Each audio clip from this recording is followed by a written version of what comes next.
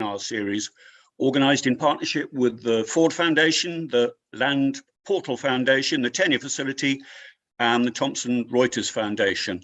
The series promotes, as you will know, the recognition of the land rights of Indigenous peoples and local communities as a prerequisite for achieving national and international goals. So for many of us, for forest governance, for others, for food security, for climate mitigation, economic development, and human rights, we're interested in them all. There will be 4 webinars over the rest of the coming year from May to November, each tackling a different topic. My name is Fred Pearce. I'm a British journalist and author, and I'm delighted to be your host today for this first of the series. And we're going to be discussing post-COP26 reflections. It'll be a focus on opportunities for customary land rights opened up by COP26 and other recent events. 2021 was a year of big promises. Many of you will be aware of them for tenure rights. At COP26 in Glasgow, the climate summit, an unprecedented $1.7 billion was pledged in support for ancestral community land rights, we might say. Good news, I'm sure, no doubt we'd all agree about that, but there are questions, of course: who gets the money? Where does it go? When and how funding will reach communities? Will it reach communities? And how it can be used? How will it be used efficiently?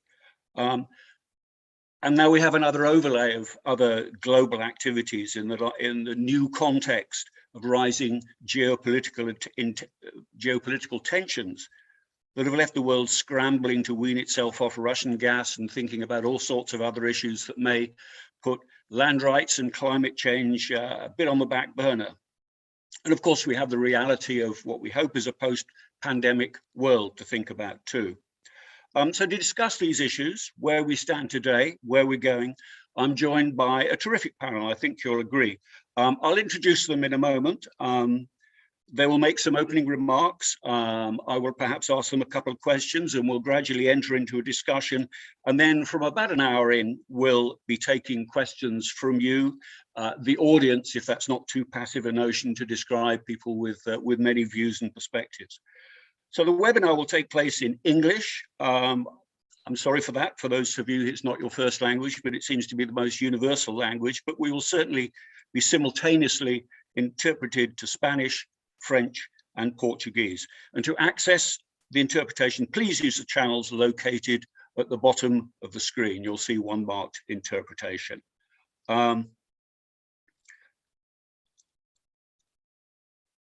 If you have questions for the panel, then please post them using the Q&A button. Don't use the chat box feature. We're trying to use the Q&A function, and subsequently I will put those to the panelists later on. Feel free to tweet using hashtag Earth Day 2021 and hashtag Land Dialogues, and you can follow the tweeting from the Land Portal and from the Tenure Facility Twitter accounts. Finally, I should point out that you're going to be on the record. I should say that today's session is being recorded, but of course you can check it out afterwards, and you will receive the link after the event. So first, I'm going to introduce briefly our panelists who we're going to be talking to over the next 90 minutes, and we'll be asking them about their many and varied experiences. So first up, we're going to have today Mayana Cunningham-Kane, who's from the indigenous Mosquito community in Nicaragua in Central America. She's a teacher and a physician who's been working for 2 decades to advance the rights of indigenous women and knowledge on indigenous peoples and the impact of climate change. Among her many international roles, she's currently the president of the Fund for the Development of Indigenous Peoples of Latin America and the Caribbean, FILAC. Not second, but second in my list. Conrad is going to be fourth. We have Conrad Henze, who's currently at the Geography Department of the University of Bonn. He has a strong interdisciplinary background, so geography doesn't really cover it. He's using geographical data to address land rights issues and indeed conflict resolution. He did a PhD using remote sensing for mapping Zimbabwe's fast-track land reform, so he's no stranger to controversy. Our third speaker will be Victoria Stanley, a senior land administration specialist at the World Bank. She's worked in more than 25 countries over the years, especially in Africa. Her current focus is on women's land rights and gender inclusion. And prior to joining the World Bank, she worked for several NGOs and indeed for the US Department of the Interior. So again, a huge perspective, a huge range of perspectives. And our fourth speaker, finally, another geographer, John Unruh of McGill University in Canada, who has over 20 years experience designing and implementing post-war recovery projects on land tenure, food security, natural resources and agriculture, and no doubt the big trick is to integrate all those issues. So he's been in nice quiet spots of the world. He's been in Syria and Yemen and Sudan and Liberia and East Timor, and I have a list of a number of others that I won't go into. He's worked with the UN, the World Bank, and many others. So again, a huge range of experience. But let's start. I want to start with Maina. From an Indigenous perspective, I guess you'd have to say. Maina, what were your thoughts when you heard of the $1.7 billion pledge coming out of COP26, the pledge from governments and funders to support forest tenure rights of Indigenous peoples and local communities? There wasn't much detail that I saw of exactly how it was going to be done. So, Maina, do you believe it? Do you fear how that money will be spent and who will be in charge? Maybe you've seen some of it, or maybe you haven't seen any of it yet. So, Maina, please talk us through where you stand on this. Thank you, and thank you, everybody. Naksa al sutralam kulatara maikisna. I greet you in my language of the Miskito people of Nicaragua. When I heard about the pledge, I said, okay, at last we are beginning to harvest more than 100 years of international advocacy of Indigenous peoples. We have been all over the international organizations trying to prove that Indigenous peoples are in the first place in urgent need. Because despite the world's increased attention to the concerns of Indigenous peoples and our priority, we still face discrimination, exclusion, criminalization. Second, I consider that the time is right. It's important if we can really receive some of those resources to be able to continue doing the work that we have been doing in our community, protecting biodiversity, protecting territories. And also, if that can be implemented with a human rights-based approach, of course, it will help to solve some of the global problems that we are feeling. And I also thought that it was an opportunity to scale up and see real impact, because we have been with so little resources that it's impossible to scale up and it's impossible to see the impact. And it's also an opportunity to innovate, to do things in a different way that can really find solution. And my second thought is that the capacity is there. We as Indigenous peoples and the foundations and the governments that pledge, we all have the capacity. So it's an important moment. And of course, when we see these kind of pledges, we do not believe totally in it, because we have received so many promises over the 500 years of colonization that it's very difficult to believe. So here we are waiting to see what will happen with that 1.7 billion. So you're waiting. You haven't seen the money yet. Not yet. We are beginning to see maybe interest. Some went to one or two of the organizations that we know about. We saw a very small list of one of the NGOs, but we are still waiting. And this makes it very, very complicated because we believe that this is a big opportunity, but we need to see accessible mechanisms put in place by the different organizations and institutions that have pledged. These mechanisms have to be inclusive, they have to be flexible, and we need to see changes in the way bilaterals approach indigenous peoples. We need to see changes in the way multilaterals approach indigenous peoples. And of course, we need to see the goodwill of the private donors that also participated in the pledge. And I think what is important is that we as indigenous peoples have been able to gather evidence to prove that we have capacity, but usually they don't believe in our capacity. So what we need them to understand is that they should build on the knowledge that we already have, and they cannot pledge resources for indigenous peoples to advance our rights on our territories if we are not in the leading position. So we have seen a lot of organizations trying to put one indigenous person or trying to put 2 or 3 in their governing body. This is not the solution. The solution is that we should be in the leading position, not only as a token, but also participating in the decision. We need to build real and trusted partnership. For the first time, we have the opportunity. And of course, we see this as an opportunity to finance what are our priorities. And customary land is our first priority. If tenure is not secure, we cannot advance in solving climate change, in solving biodiversity loss, in solving restoration or degraded land and water sources. We have to combine tenure with our traditional knowledge, with community ways of management of those resources to make it sustainable.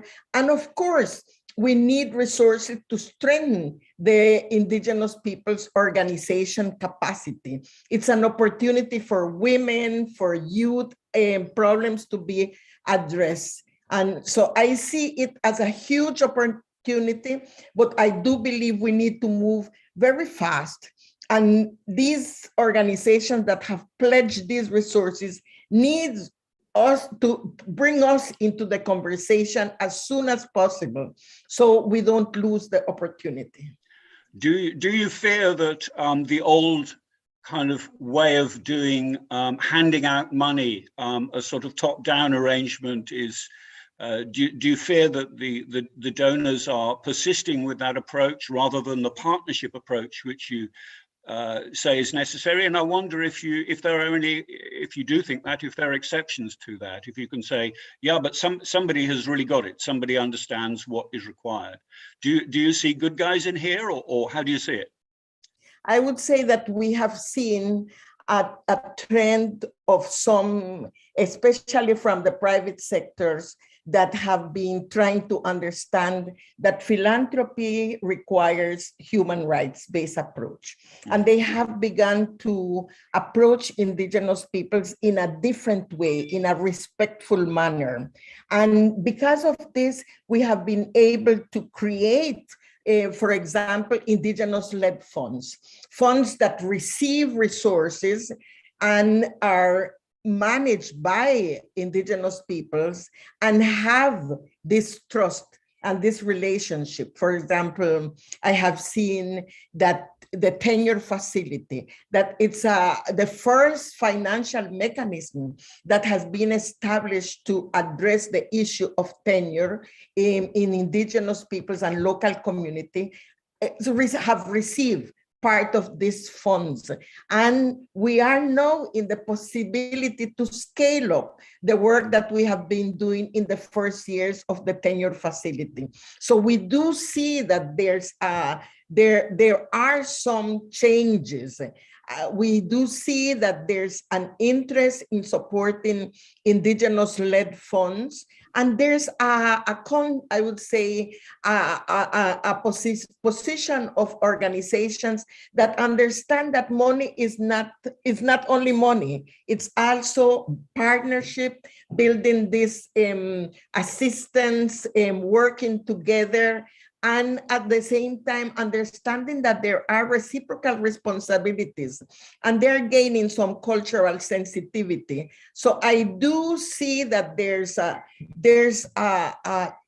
change in organization, but I still fear that it's more in the private sector and not among the bilaterals and the multilaterals. And I think that's where we can find the money that can complement this pledge and make it sustainable, because they also are the ones that advise member states, they advise the governments, and that is an important leverage point that we need. So we need all of them to come in together and understand that this is the opportunity to change the way in which they have been addressing land rights and customary land issues of indigenous peoples. And if we do not do it in a different way, we may lose the opportunity.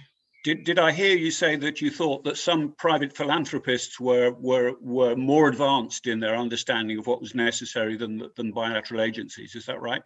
Yes. That's interesting. Of course, that's what I said. And I put the example of the tenure facility. The tenure facility have received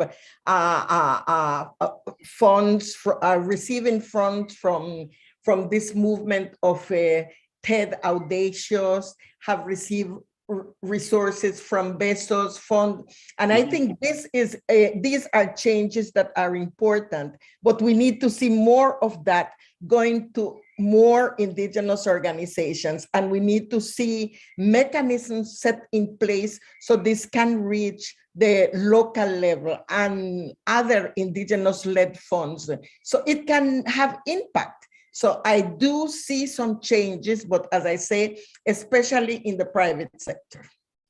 Do you think that the multilateral agencies are capable of following, or are there institutional barriers that may be insurmountable?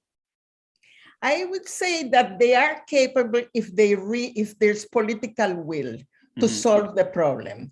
And because we are capable, there's capacity.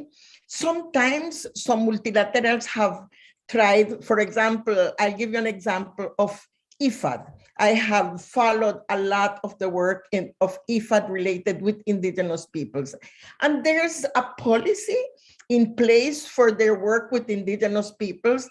And there's IPAF, a facility to support indigenous organizations at the local level, but it's still small. So they have been able to be more flexible and to create this mechanism that secures resources to indigenous peoples, but we need it to grow. We need to see more commitment and more resources coming into this type of facilities. So I do believe that they have piloted some initiatives that have proven that if they are flexible and if they establish mechanisms, they can reach indigenous communities. We need to see more of that with more resources. One last question. We have Victoria coming later, who's of course from the World Bank, as you'll know. How do you feel that the World Bank is shaping up? I still think that they are very, I would say that we have lost them in the last years. I think there were some years in which the banks were very, I would say they would receptive of indigenous people's concerns. And there were advances in establishing standards and mechanisms to listen to indigenous peoples. But I think that is not advancing as fast as possible. And I think they need to advance faster. Thank you. I will ask Victoria about that later. So thank you for that observation. And obviously we can talk about this further later on. Okay, Mina, thank you very much for that. Now we'll come back to you later on, but for now I'm going to move on to John. John, I'll ask you the same question. What were your thoughts about the $1.7 billion pledge coming out of the COP? Do you think it will generate opportunities, or since this is, I guess, your area of expertise, is it in danger of unleashing new conflicts, which you'll then have to go around and try and resolve? And if so, how will you resolve those? So, from a conflict resolution perspective, and your others, how did you feel in response to all this? People suddenly talking about billions of dollars. Well, thank you. It was delighted to hear it, of course. As Dr. King said, it's a beginning. Very interested and curious to see where the money will go and how it will be spent. For me, one of the priorities is to have a recognition, of course, go on about the existence of customary land rights and customary law and how it operates. That's been a primary challenge. That state law, statutory law, has difficulty recognizing the reality of customary law and customary tenure. The demarcations, the decisions of courts, who owns land and how and where. If this goes unrecognized by statutory law, then we continue to have a problem. So that disconnect is a primary challenge, and a real opportunity would be to examine cases that are successful in integrating those two, or deriving a successful interaction between customary tenure and statutory tenure. Some have argued that can't do it. These two are incompatible in terms of logic, in terms of their objectives, etc. I might suggest that there are cases, many cases around the world, where this interaction between state law and customary law in terms of recognition of customary law has been quite successful. It can be, in one sense, a technical legal endeavor. Where's the boundary? Who's the actual owner? How are things owned? Sometimes from a customary context, these things don't intersect well with statutory law. What we have found many times is that it's much, much easier to change statutory law than it is to change customary ways that have been in place for a very long period of time and are durable because they actually attend to people's real needs up on the ground. So it used to be thought that statutory law is there and it's easier to change customary behavior. We've now learned that it's actually the reverse. And so that's a primary opportunity. As our last speaker said, there's good opportunity in terms of the money going to indigenous and local communities for technical support. How are boundaries recognized, dispute resolution, local courts, and then the recognition of these things to statutory law. So for me, it's incredibly exciting that this kind of money is for now pointed in the right direction. We all hope it gets there. And then there's some priorities for perhaps considering how the money might be used. From my perspective, it's that interaction between customary and state law in sometimes challenging contexts that would be a primary way forward for some of this money. Thanks. Is there a way? I mean, whenever there's money, there tends to be conflict because people go chasing the money. Are there dangers? I don't know whether the money will end up going through state agencies, giving primacy to state law over customary priorities. I mean, can that be circumvented? Is that being circumvented? How do you see that playing out? I mean, I don't wish to be cynical about these things, but whenever there's money, there's a lot of people want to grab it. Certainly, yes, that's a well-founded concern, and certainly when the money's large, that means there's perhaps more competition for it. That perhaps highlights the monitoring of that money, where it needs to go. I might also suggest that with money targeted in certain locations, that that assumes a certain capacity, that assumes a certain profile and empowerment that then leads to recognition. So, for example, if local communities actually end up receiving a large amount of this money, that's an empowerment. And then others will have to recognize that and what that can do. So there's the positive and negative. Certainly, there's the prospect for disputing and for conflict over who's going to get the money. I might argue that to get through that, we might focus on what is it going to be spent on, right? To simply hand money out to the different sectors without a really good plan as to what's going to happen with it, I think would invite a lot of the conflict that you're talking about. Okay, well, how about give us some good examples? I don't know. Looking through your CV, there might be a few. I mean, I would be interested in Liberia, where there's been a lot of discussion about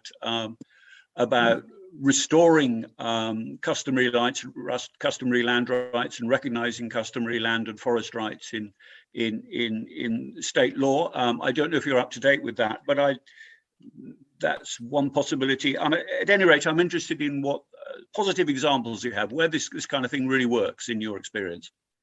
Right. Well, Liberia is certainly a good case, but I'm more familiar with next door in Sierra Leone. So why don't we go there?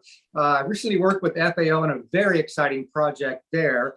In that context, there was huge difficulty between customary law and state law and the role of the private sector. So a private sector entity would come in, state law, very well intentioned, said you have to go and get the approval of the current inhabitants, right? The customary societies. So you had private sector. So these were forestry related, mining interests, et cetera, agricultural interests that would go directly to the customary landholders and make a deal for an amount of land to be leased. So if the customary community held 2,000 hectares, the investor would make a deal for 5,000 hectares because the customary community didn't really know in terms of hectares how much land they had.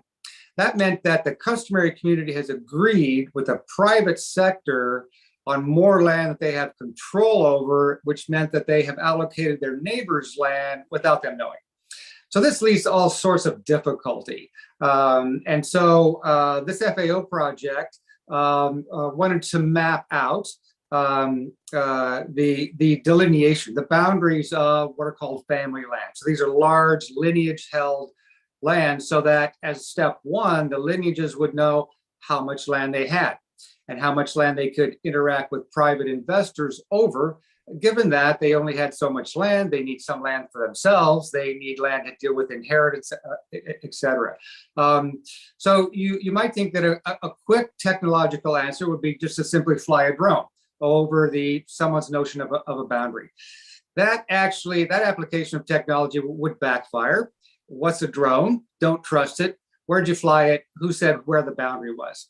A different application of technology had a much lower tech tablet, GPS mapping device, and then the process was to gather people from both sides of the boundary, including young women who stood to inherit land in the future, and they walked around the boundary. And this walking around the boundary meant that they had to agree on it. So neighbors had to agree on it on either side of the boundary from different lineages. Local leadership had to agree on it, the youth, women's societies. So it was a large crowd, as you can imagine, marching through the forest, agreeing, disagreeing on where the boundary was. Where there was disagreement, of course, the mapping didn't continue, did not go forward until there was agreement, until there was consensus, and then it would move forward. So this process, interesting, took a little longer than a drone might, but the legitimacy that it brought to bear on this boundary was really interesting, and it had empowerment repercussions that were not foreseen by that project. That's why it was so interesting. That map that was created was then legalized officially by state law, as this is now the boundary that's been decided upon by the local lineages and the lineages that are their neighbors. keeping in mind the interests of inheritance by men and women. And so that was a very empowering and an interesting case where we saw an intersection of customary land rights and claim with statutory rights, with the immediate application of how to handle large-scale investors coming into a customary tenure context, which is a primary source of deep-seated conflict. International investor versus local customary landholder, that's a difficulty.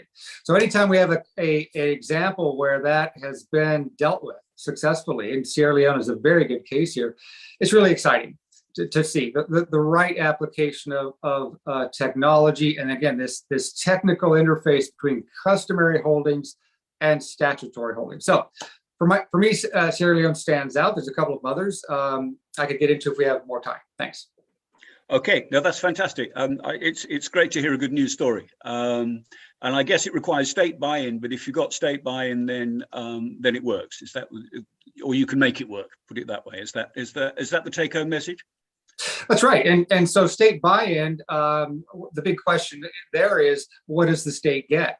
The state needs to get a benefit from that buy-in. In the case of Sierra Leone, it got a good interaction with investors. So now you had successful investment, customary state relationships being fostered. This increased the tenure security of the investor as well, attracting more investors, which is what the state wants.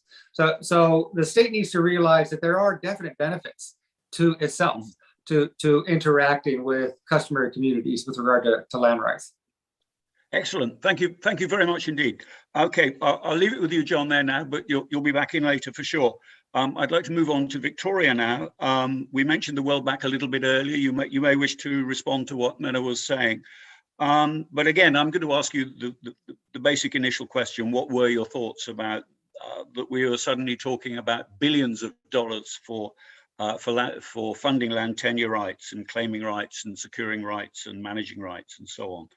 And I'm sure you'll want to talk particularly about what this might mean for women's land rights. Could it be transformative, or do you fear that the men may still get the cash? Victoria. Well, thank you, Fred. And yes, 1.7 billion is a tremendous commitment. Of course, it is at the moment just a commitment. So obviously realizing that commitment is the first step. But I think, Dr. Mirna has put it very eloquently why that a lot of that money needs to go to Indigenous communities themselves. And that is critically important. But I think for that to be effective, then there need to be facilities and programs in place that facilitate that, right? It's not, you're not just going to hand 1.7 billion over to anybody and see that money used effectively. I am not going to speak on behalf of the World Bank. I'm a technical specialist, so I can only speak on behalf of myself and the work that I'm involved in. Working across 3 regions and more than 25 countries in the last 20 some years. We've learned a lot. And I think that, just following up on John's points, that statutory and customary Indigenous land rights can function in the same space. And we have seen that, we have evidence of that. We've also supported projects that have actually delineated Indigenous territories in Honduras. We're working currently in Colombia with both the government and the Indigenous rights, Indigenous community leaders on, furthering territorial delineation of Indigenous rights in Colombia. We work a lot in Africa where, 80% of the land is still under customary tenure. So you can't not look at these issues and figure out how to make this work, whether it's in Liberia, where we're supporting implementation of the new Land Rights Act, which includes customary tenure rights specifically. Ghana, where we supported customary land secretariats to be developed, and many other cases. So I think that this is something that, we're still learning, but we're obviously really trying to learn and to figure out what works. But as John mentioned, it's not possible without the participation of the state, right? Because we're talking about land rights, which is a legal concept. And so if the state isn't going to participate, it's very difficult to realize this in practice. There are intermediate steps that you can take. there are things that can certainly be done, but getting all of these different actors on sides to really work together, and I think the example that John was mentioning is a very good one. But what was done in Honduras a number of years ago, I think, is also a very good example. I could talk more about that later.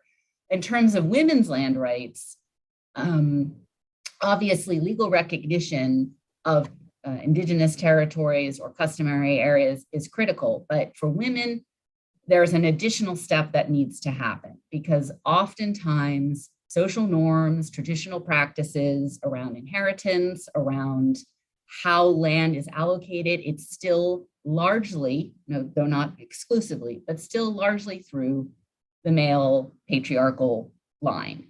So if we don't think about this as we are moving forward with various operations, projects, programs, and really find ways for women to be more empowered and engaged in these processes, then they are not going to benefit. And I think women are critical for the climate agenda. Otherwise, we're not going to make it.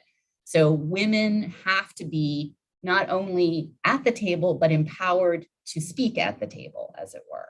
So I can talk a little more about some specifics there, but I think it's critically important that women are engaged in all of these discussions. And okay. I'll stop there.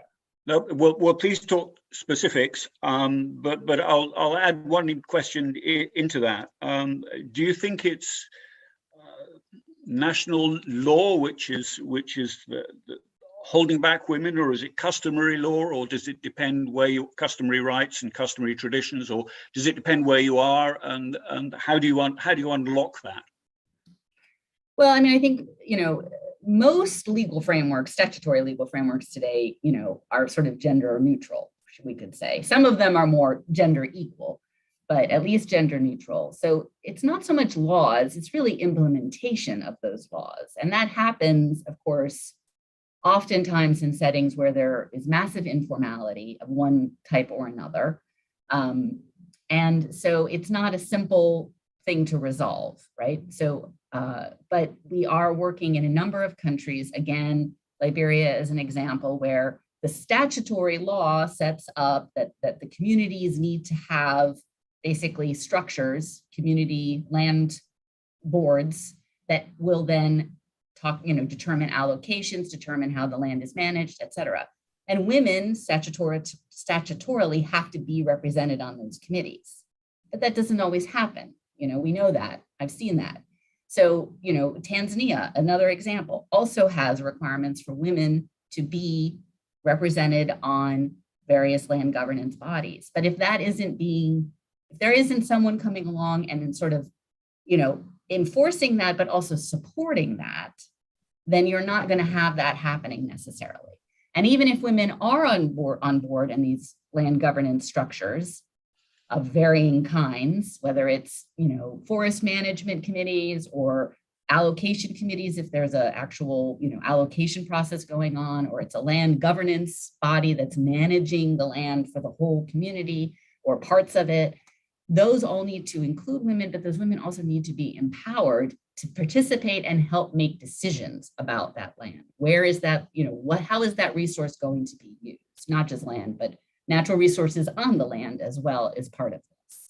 So empowering women to participate in these bodies and ensuring that they are participating and that they know effectively how to participate, and that men are sensitized to welcome that participation and recognize that it is important for the whole community that this is happening. Is the bank able to have an influence on this? I mean, it's always quite difficult because the bank is very remote and inevitably, but I mean, at a technical level, are you able to, or a legal level indeed, are you able to make a difference in these areas? Well, we're trying, as I said. I mean, we are supporting the Liberia Land Authority, which is doing a pilot on customary land rights right now. And, the idea is to develop a mechanism and a process that is also gender equitable, and that women are participating and that they are benefiting. And we're doing the same thing in Tanzania, and we're doing the same thing in a number of countries. We have partners in the bank and outside the bank. So in the International Land Coalition, we have our Gender Innovation Lab here in the Africa region, which does a lot of work on this particular issue, trying to actually generate evidence of how do you shift social norms, because that's the, one of the biggest issues, right? Is shifting social norms around, joint titling or inheritance rights or, management of resources again. Resource equity and World Resources Institute have actually produced a very, very useful publication. I can put it in the chat, which looks at 5 case studies across the globe, looking at how women are participating in these collective management structures of varying kinds. So, I mean, there are good examples, and we are definitely doing our best to implement them. And I just wanted to also mention the Stand for Her Land campaign, which is something that the World Bank is involved with, also with the Land Portal and many of the other organizations that I think are participating today. And that campaign is really seeking to unlock this, this empowerment of women through implementation of existing laws, right? This is not about reinventing the wheel, but really implementing what's already on the books and doing it well so that women can benefit for everyone. Do you see differences between, I don't know, between continents? Maybe that's not quite the right way of putting it, but I mean, you're clearly an expert on Africa, and you've mentioned a number of African countries where you've worked, but you also mentioned Honduras and elsewhere. I mean, do you see differences in the way that these stories play out in say in sub-Saharan Africa compared to Central America or whatever? Well, yes, because I mean they're different, tenure regimes, different cultural norms. Mm-hmm. So obviously it's going to be very context specific. I have worked a bit in Latin America, so Colombia, for example, quite a bit. And, so it really varies from country to country how well they recognize indigenous or customary tenure rights. Do they recognize them as a collective territory? And then what happens inside that territory, that's the indigenous structures to sort out. So there's a lot of variation. And so I think you can't go in with a one size fits all solution. But it has to be, as we say in the land space, fit for purpose. But there are lessons learned. So that is, I think we need to take the lessons learned about what has worked in other contexts and then figure out how to apply them in, existing contexts. Do you see, just one last question, do you see cases where, notwithstanding the work of the World Bank or the Tenure Facility or other external bodies, where women at a local community level have really, if you like, transformed their land rights and their place in society? I mean, do you have kind of in the back of your head examples where local women have really taken charge and have really kind of done it, taken on the men, if you like? I mean, there definitely are examples. I have to admit that nothing is coming to mind right at this particular moment, but there are, women's organizations throughout the world. Actually, Espacio Feminista in Brazil is a perfect example. They've been working very, very hard on this in the communities in which they work in Brazil. And so, there are good examples out there, and there are, Dr. Mirna herself is leading a land organization. So there are definitely a lot of partners to work with. And I think sometimes that's the challenge that we all have, right? So we've got bilateral donors, we've got multilateral organizations, we've got civil society organizations, which have a very rich, expanse of different interests and members, and bringing these all together to move in one direction is a very challenging activity. And actually, that's what we've been trying to do through Stand for Her Land. And we've spent 2 years just, to a large extent, organizing ourselves. But we are now, developing, or rather, I should say, there's a country coalition in Senegal, which is actually leading the work itself. And we hope to see that happening in many other countries. So, we do have mechanisms, but it is challenging. Sorry, I have one other final question. Mina mentioned that she thought that private philanthropists were making better progress sometimes than multilaterals. Do you recognize that? Well, they often have a lot less bureaucracy to sort through. So I think, there's definitely space also for the private sector. This is not a one person can do it or one sector can do it. I think the private sector obviously has a lot to gain from doing this as well. And I think that was what John was talking about. If you can find that win-win-win combination, then that's the best solution for everyone. Okay, fantastic. Thank you very much, Victoria. Please stay with us because we'll be back to you later. But I want to move on now to Conrad, who's our data specialist. I think that's a reasonable way of describing your work. We often hear how you can only manage what you can measure. So if that's true, then Conrad, you have a pretty important role here. Can you just give us a sense of how we can use data collection and I don't know, drones or whatever we're talking about? How can you measure land tenure? How can you be clear about who has land tenure and the nature of that? What can data collection bring to this? Yeah, thanks. Thanks, Fred, for having me. Indeed, the problem we face is that land tenure is intangible and not really visible in satellite imagery or drone imagery, as John rightfully pointed out when he made this example. And this means that working with land tenure for GIS or remote sensors, GIS specialists is a very tedious work because you can't necessarily determine a boundary of a field, or you can't match the field boundary to a tenure boundary because you don't know who owns the land, who owns the field, or the common property. So that means we always need to involve local knowledge, and have to do some ground truthing or involve a lot of people in mapping land tenure or land ownership. And the other problem is that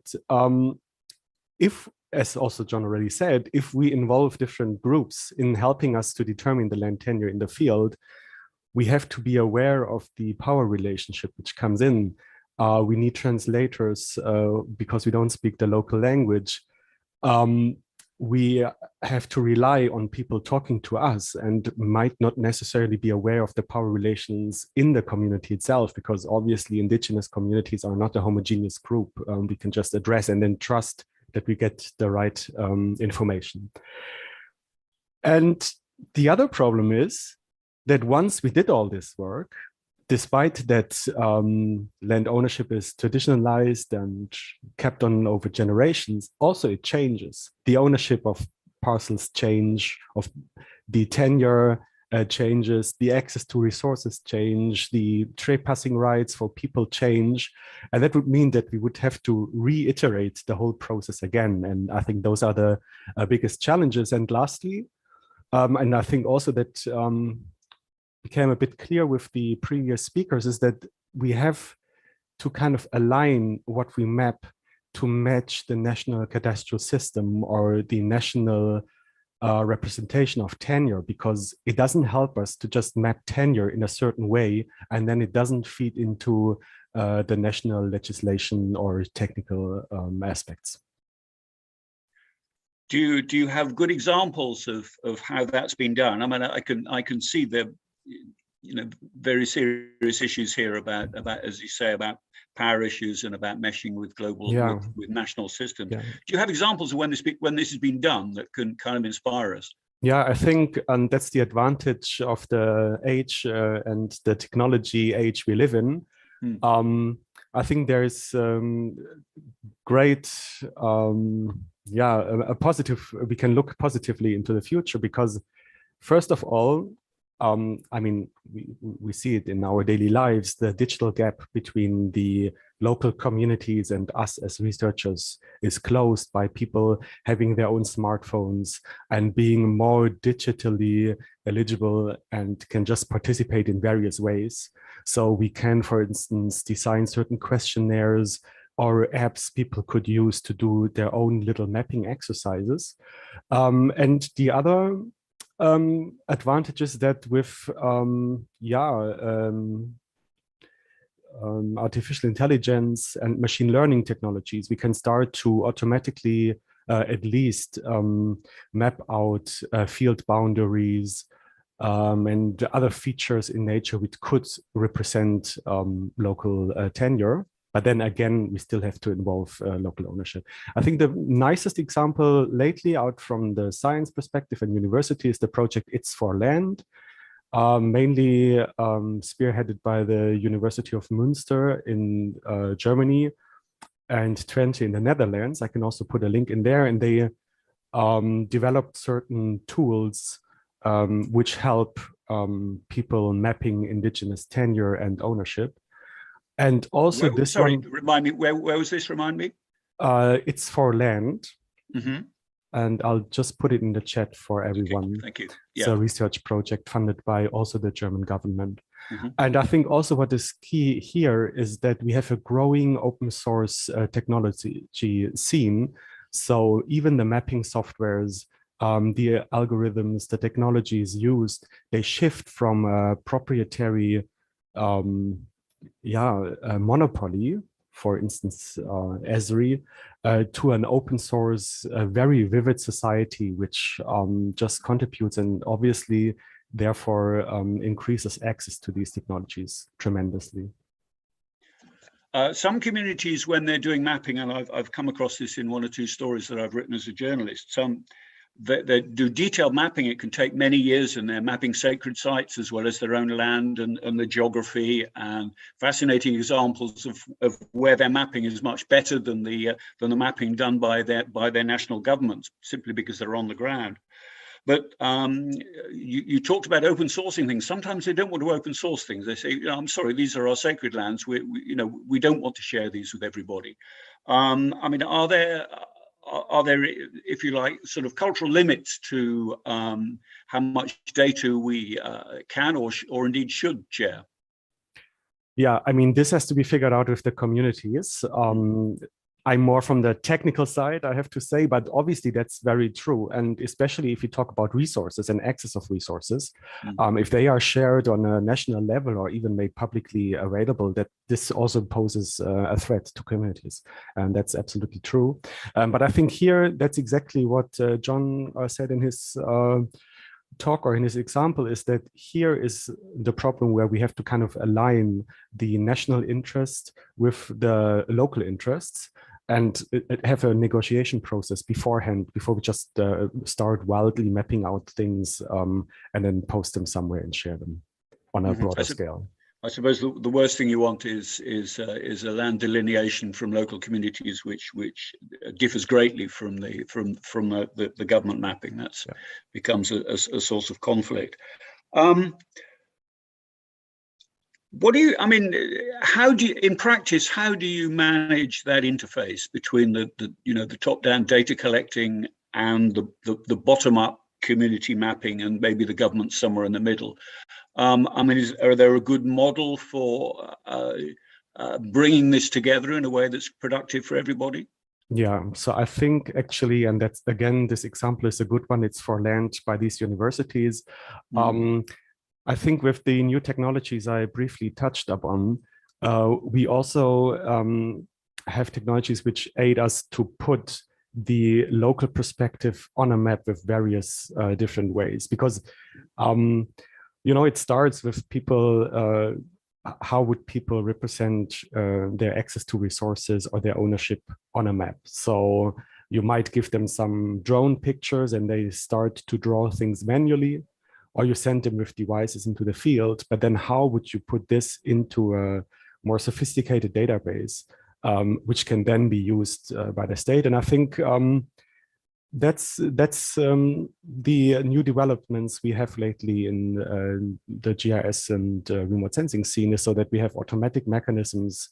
So Schema is also a project of this bigger example I shared, an automated way to transfer sketch maps, hand-drawn sketch maps, into something we can make use of in GIS and computer-based mapping.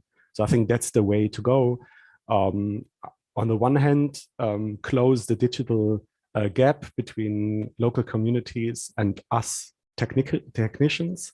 And on the other side, use these advanced methodologies to have a more automated process and also be able to reflect the changes of land tenure in a better way. Okay, so do you think ultimately this is about methodologies or about land politics, if I can ask you that? I think it's about technology, but then also thinking on how you apply the technology in a sensible manner, and how you cooperate with the people on the ground in the best way possible. Okay, well, look, let's stop there. Let's now open things up. I'm going to see if I can establish some questions. Yes, I've got a number of questions in front of me. I haven't had a chance to go through them in detail, but so I'm going to ask the first question, I think, to Mina, if you're there, Mina. We have the question to you: do you think that the policies of Latin American governments supporting extractivism are an obstacle for indigenous people to use these funds effectively? And the questioner asked because mining, oil and agribusiness companies are advancing, as we all know, onto ancestral territories with the support of governments. So the questioner asked, what is the use of these funds in cases such as this, where, you know, the extractivist people are moving in? Thank you. Mina, if you're there, it's a tough question. I'd be interested in your thoughts. No, thank you, and for the question. I see that the model of extractivism and the need of everyone to win, as John put it, the investors want to win. They do not want to get a concession and begin a mining enterprise and being forced to stop operating short after because there was no agreement. So I think that the extractivism and the model of development and the impact on indigenous peoples will force governments to really advance in tenure rights recognition if they really wanted to succeed. Because what we have been able to see is that when there's no agreement, no previous agreement, no free, prior, and informed consent process through which there's a negotiation, consultation, and agreement between the three parties, no one wins. No one wins. So I think that we are forced in Latin America, on the first place, because we have legislation in place. In the second place, because there are international standards that are at least recognized by the governments, the UN Declaration, the 169 ILO Convention, and there's also the need to advance in the recovery after COVID. So they need really they are forced to enter in negotiations. And this is the opportunity that indigenous peoples can take to really advance in tenure rights. Wow, that's really quite an optimistic message. You're telling us that these apparent threats contain within them an opportunity. Well, I would not call them apparent threats. Okay, real threats. I'm sorry. Yes. Real threats. Real threats. And because they are real threats, they need to be faced and solved. Okay, thank you. That's excellent. A second question, which is quite interesting and probably several of you might want to have a go at. The question is, could indigenous organizations organize themselves to set requirements to all funding organizations and institutions? In other words, you know, we will accept your money if, I guess, is what the question's asking. Mine is, since you're there, your thoughts, but I'd obviously like to hear from Victoria and others. Indigenous organizations are going through a process of trying to fill the requirements to have access to these resources. In some cases, they have created indigenous-led funds that are directed by indigenous boards and are trying to fill these requirements. In other cases, indigenous big organizations are also creating their own mechanism to access these resources. So I do believe that we see a movement at the global level where indigenous organizations are trying to understand what are the requirements, what is needed from their side, but at the same time, what is needed from the side of the donor community to really begin building a different type of partnership in which they can be accountable, transparent, but at the same time, they can be faithful to their principles of governance of indigenous organizations. Very interesting. Thank you. Victoria, if you're there, do you have any thoughts on this question on how indigenous organizations can organize themselves to set the terms of the debate?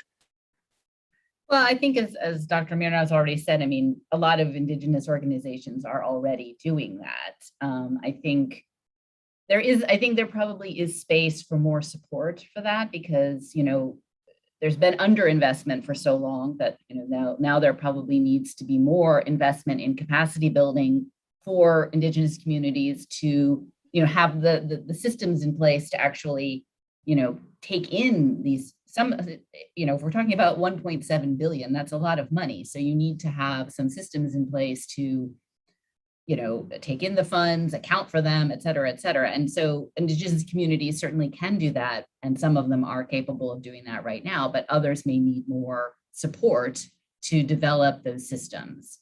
I actually just wanted to pick up on a point that Conrad made, which I think is really critically important. So let me just diverge for a second on that, which is the issue about, you know, maintaining the data, right? So there's a lot of work going on right now. The technology is there, right? The technology has advanced leaps and bounds just in the last 20 years that I've been working in this space.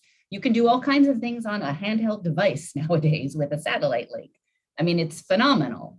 But the issue is that that data does need to end up at some point in some central state-sanctioned repository for it truly to be secure. Again, because these land rights are connected to legal frameworks that exist at, you know, national level.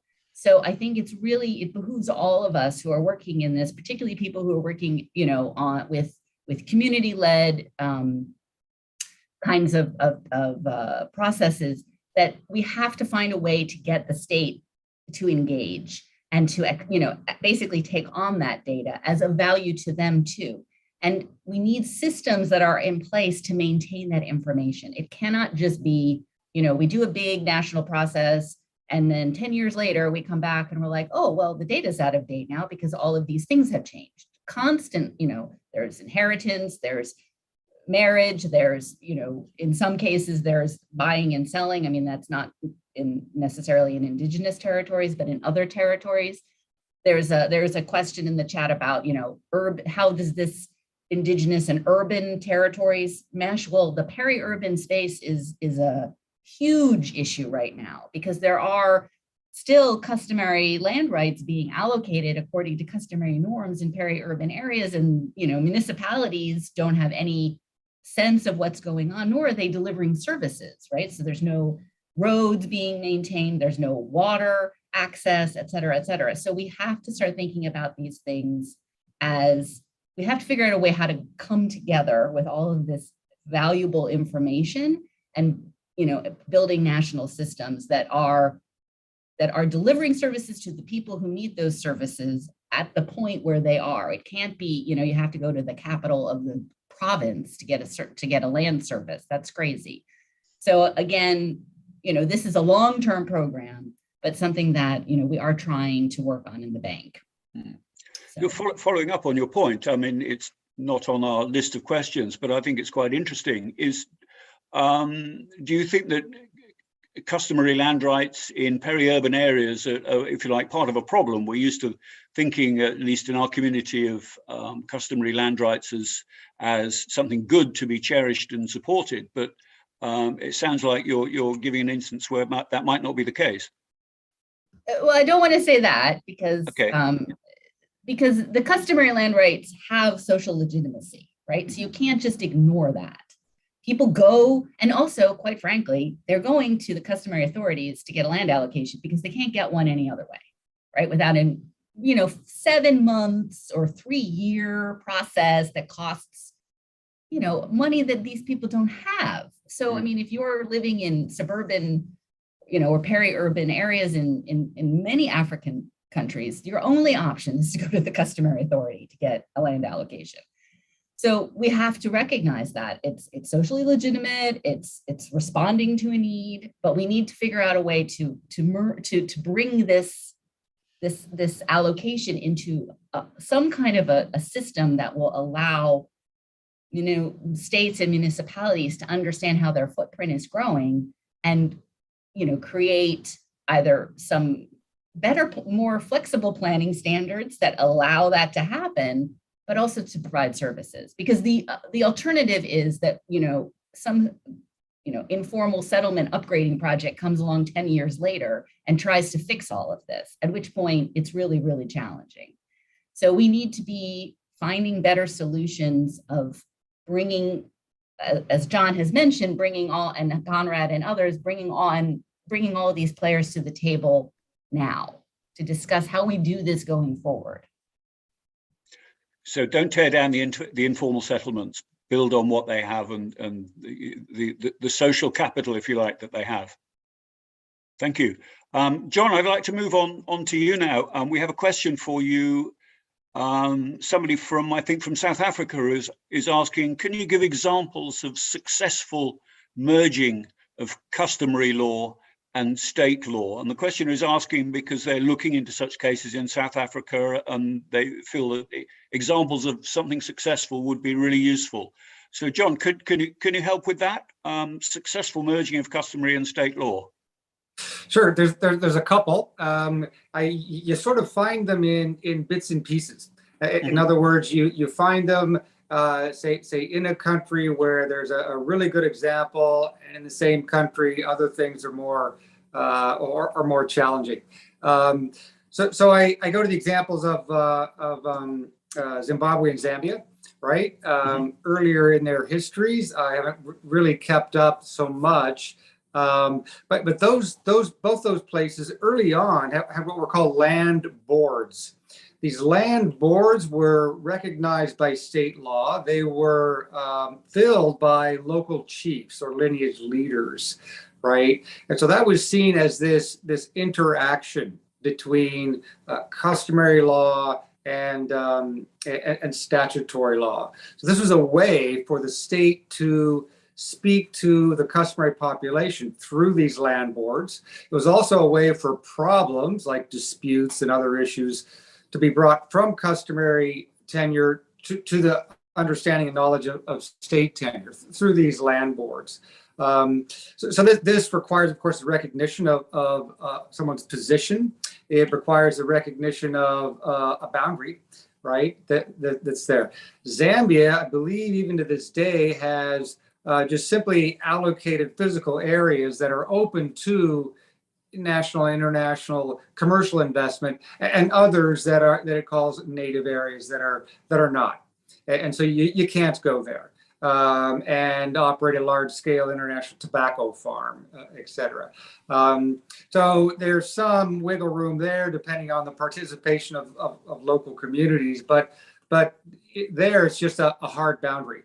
And Canada has those places as well, where it's a boundary, and inside that boundary it's customary tenure. Outside that boundary, it's something else. Ethiopia had an example earlier on, which is still somewhat functioning, better in some places than in others, where it simply said to the different regions, and Ethiopia's experiment here is that these regions are ethnically drawn, ethnically based. So the Somali have a region, the Amhara have a region, et cetera. And it just simply said, use your own institutions, right? Whatever they are. And of course, they're customary. We recognize them. We don't know how they work, the state says. We don't really, not going to put a lot of attention into how they work. just give us the decision, right? So there you're viewing customary tenure and how it operates as sort of a black box from the perspective of the state. You don't really know what goes on inside of it. You just want their decision. So that's a way to sort of interact. Zambia has a curious institution where in the colonial era, it came on, and its idea was to try to change customary law, right? That same institution stayed after decolonization, but changed, and now it has a role of resolving problems. Okay, so this one institution is a colonial relic, new mandate, and its mandate is to focus on the points where customary law and statutory law really have a problem, right? And to get in there and to try to resolve that on a specific basis, right? And so here you're not viewing the challenge customary and statutory, one versus the other, trying to meld the whole thing. You're going to specific points, right? And trying to resolve legally problems that emerge where customary and state law are proving to be very, very problematic. So that's interesting. Coming up with institutions that just kind of handle the issues as they come up can be a very wise approach. Okay, thank you very much. That's very interesting. A question for Myrna now. Looking forward, a questioner asked, what are the plans of Indigenous groups across different regions of the world for COP27, and in particular, how to follow up on the big pledges made at COP26? Is there a kind of developing strategy for doing this? Do Indigenous networks need to get together to, or indeed are they getting together to maximize the chances of getting those COP26 pledges fulfilled? What's the strategy for COP27, Myrna? Indigenous organizations have more than 20 years that they have created a forum, a global caucus of Indigenous organizations that prepares for the COPs. So yes, the organizations from the sociocultural regions of the world have been meeting, preparing for COP27. And of course, for COP27, one of the priorities is related with how this pledge will be implemented. And there is a process of building alliance with some of the private funders, with some, and building mechanisms of dialogues with the funders to really agree on how this pledge will become operative. So yes, Indigenous organizations are preparing for that.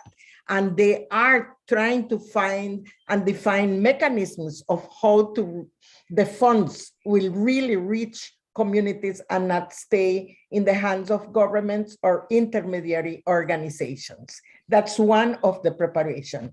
And of course, the other preparation of that Indigenous organizations are going through is related to your previous questions. Yes, they are trying in some cases to create their own mechanism, financial mechanism, to fill the requirements to receive resources and develop their own capacity to be able to manage those resources. And I would say that there's this other group of institutions like the tenure facility that have already received, the land tenure facility have already received pledges to implement some of these resources. And we are also going through a process of identifying countries and organizations that can really ensure that we advance in tenure rights in countries in the different areas of the South, I would say, of South America, of Africa, of Indonesia, Papua New Guinea. So we are working in different fronts, I would say. And one of the areas in which we are spending a lot of our energy is even defining what type of capacity development we do need. Do we need it alone, or do we need to teach donors also to understand our worldview, to begin to measure in a different way that can be respectful to indigenous positions? So these are some of the, I would say, the 4 strategies that we are implementing. Thank you. I'd like to extend this question a bit. We have a related question, which perhaps some of the other panelists would like to answer as well. It asks, is there a need for new and stronger accountability mechanisms, including in relation to pledges made by corporations, banks, and governments?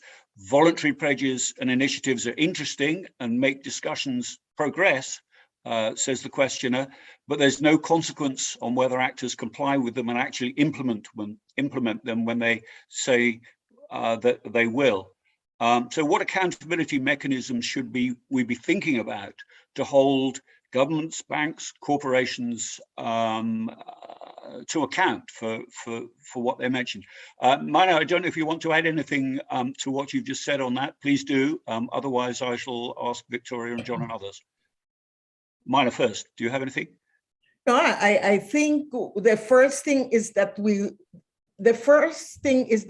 they need to establish this whole negotiation in a participatory way.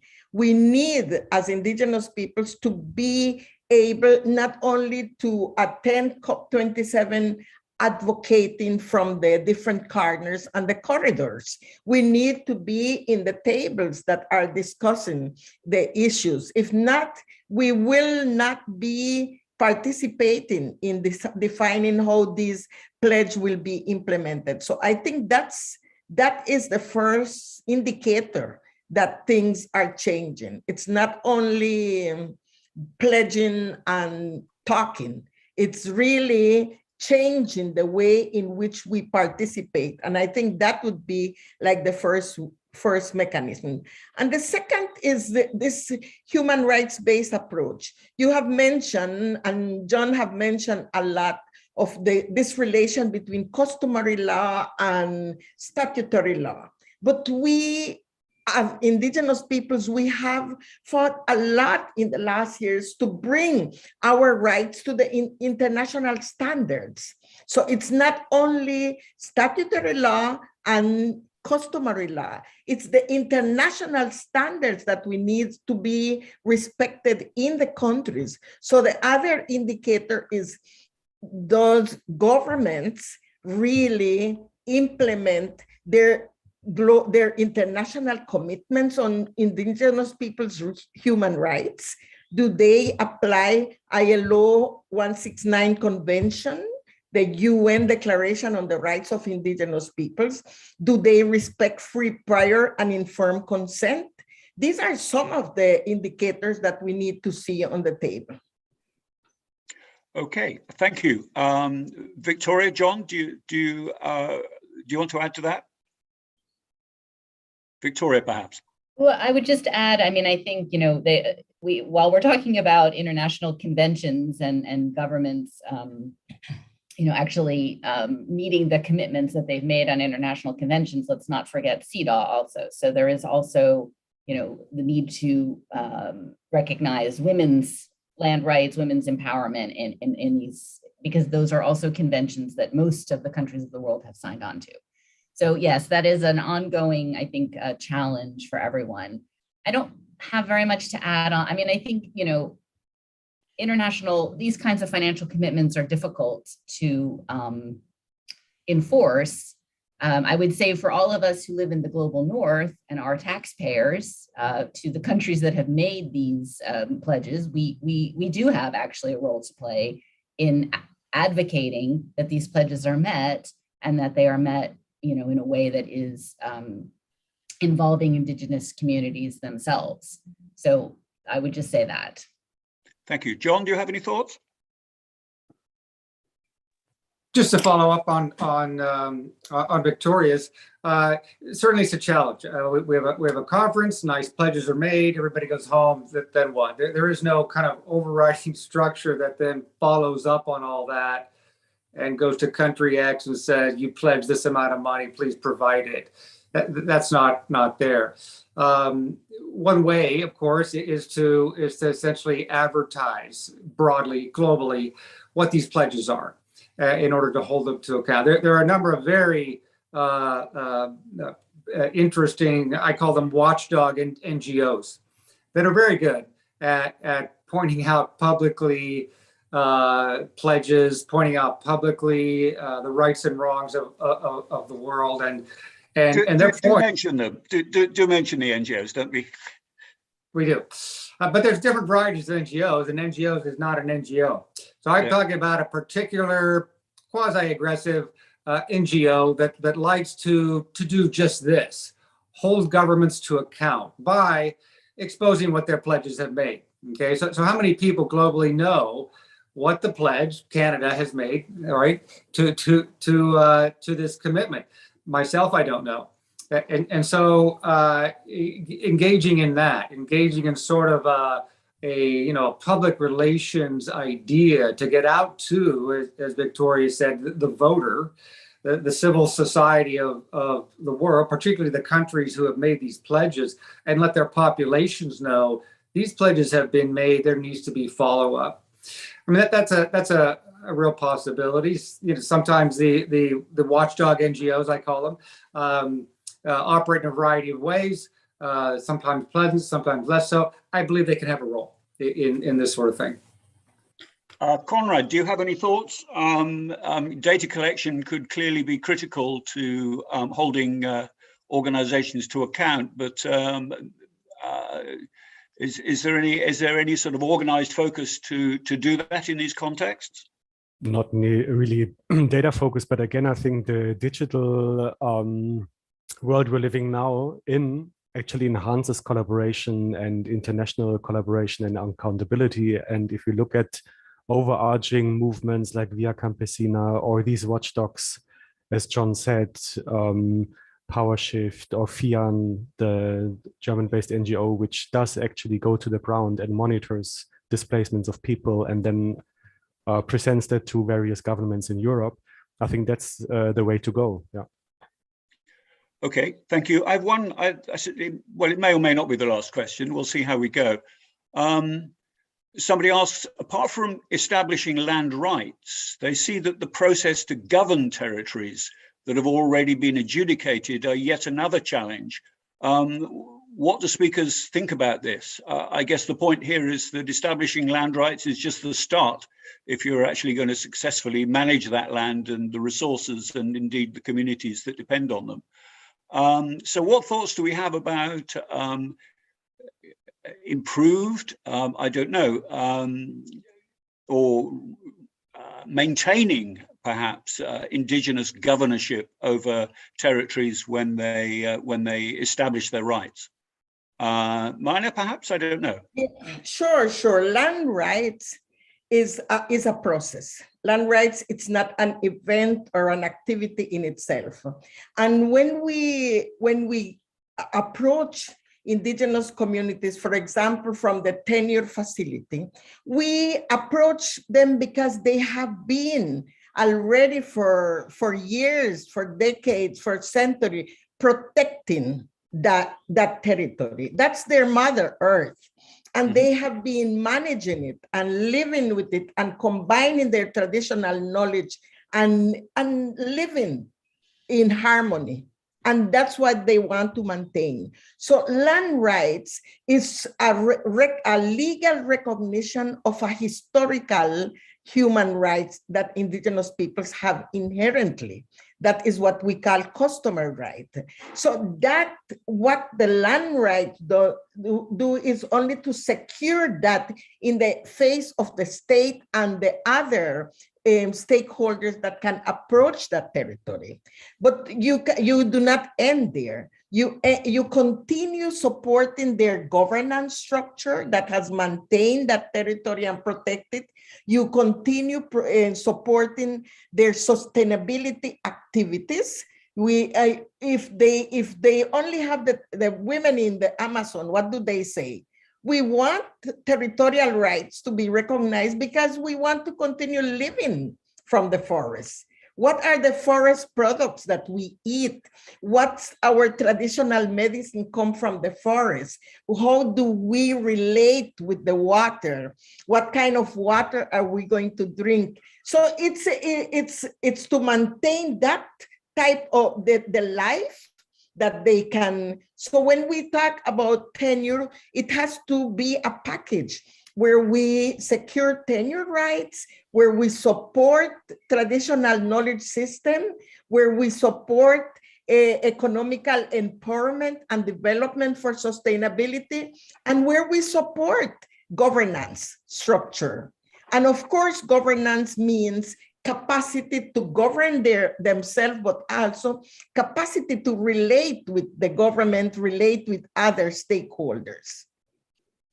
Mana, do you think there are issues about governance in circumstances of changing economic circumstances? I mean, communities, nobody's wants to stay exactly where they are. People want to develop new resources, find new ways of managing their resources, new ways of having better lives for them and their families.